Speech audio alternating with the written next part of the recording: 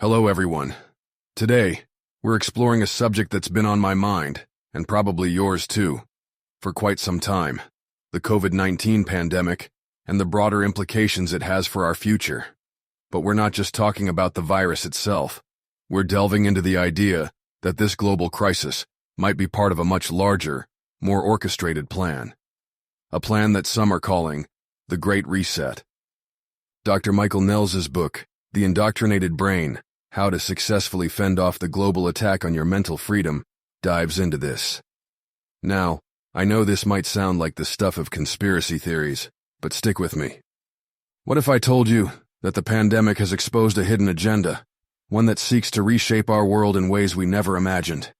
What if the measures we thought were meant to protect us were actually tools to manipulate our minds and alter the very fabric of our society?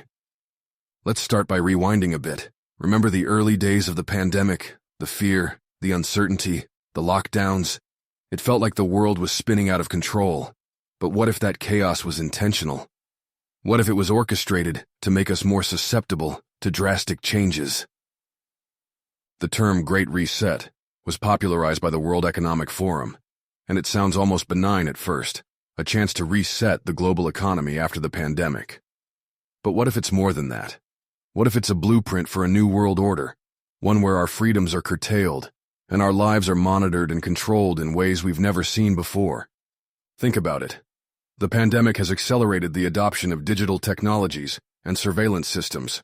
From contact tracing apps to vaccine passports, we've willingly, or sometimes unwillingly, handed over our personal data to governments and corporations. And this is just the beginning. But how did we get here? One word: fear.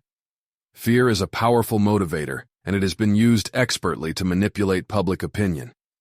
From the beginning, we've been bombarded with terrifying images and dire predictions. Remember the constant death tolls and the images of overcrowded hospitals.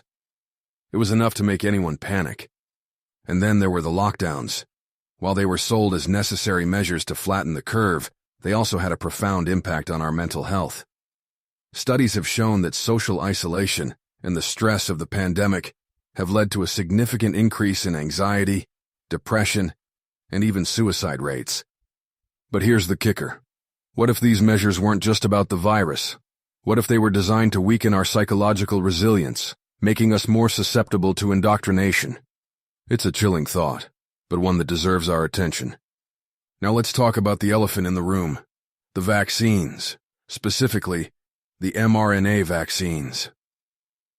While they were hailed as the solution to the pandemic, there's growing evidence that they might have unintended consequences, particularly on our brains. Research has shown that the spike protein produced by these vaccines can cross the blood-brain barrier and cause inflammation. This inflammation can lead to cognitive issues, memory loss, and even neurodegenerative diseases like Alzheimer's. And this is not just speculation. There are studies that support this. But why would anyone want to harm our brains? The answer might lie in the concept of mass formation psychosis, a term coined by psychologist Matthias Desmet. He argues that the pandemic has created a climate of fear and anxiety that has made us more susceptible to manipulation. By controlling the narrative and censoring dissenting voices, those in power can shape our perceptions and control our behavior. So how does this indoctrination work? It starts with isolation and monotony, which weaken our mental defenses. Then, through constant fear propaganda, our brains are primed for reprogramming. The next step is to replace our existing beliefs with a new narrative, one that serves the interests of those in power.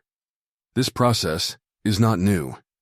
It has been used in various forms throughout history, from the re-education camps of North Korea to the propaganda machines of totalitarian regimes. But now, with the help of advanced technologies and sophisticated psychological techniques, it has been refined and scaled to unprecedented levels. At the heart of this plan are the technocrats, wealthy elites who believe they know what's best for humanity. They see themselves as the architects of a new world order, one where they wield ultimate power and control, and they are using the pandemic as a catalyst to accelerate their agenda. But here's the thing. Their vision of the future is not one that most of us would choose. It's a world where individuality is suppressed and conformity is enforced. A world where our every move is tracked and monitored, and our personal freedoms are sacrificed for the sake of the greater good. So, what can we do? First, we need to wake up to the reality of what's happening. We need to question the narratives we're being fed and seek out alternative sources of information. We need to reconnect with our communities and support each other in resisting these attempts to control our minds. We also need to embrace the idea that human beings are fundamentally good. Contrary to the narrative that we're inherently selfish and destructive, there's ample evidence that we're capable of empathy, compassion, and cooperation. By recognizing this, we can start to build a society that reflects our true nature, one that values individuality, fosters creativity, and promotes genuine human connection. In conclusion, the pandemic has been a wake-up call. It's shown us the dangers of unchecked power and the importance of vigilance in protecting our freedoms. But it's also shown us the strength of the human spirit and our capacity for resilience and resistance. As we move forward, let's remember that we have the power to shape our own future. We don't have to accept the dystopian vision being imposed upon us. Instead, we can choose hope and courage over fear and submission. We can choose to fight for a world where our individuality is celebrated and our humanity is honored. This has been a BrightLearn video from BrightLearn.ai on the book, The Indoctrinated Brain, How to Successfully Fend Off the Global Attack on Your Mental Freedom by Dr. Michael Nehls. Visit BrightLearn.ai for more fascinating videos like this one, and visit naturalnews.com for full editorial coverage and breaking news on critical stories that keep you informed and aware of what's really going on.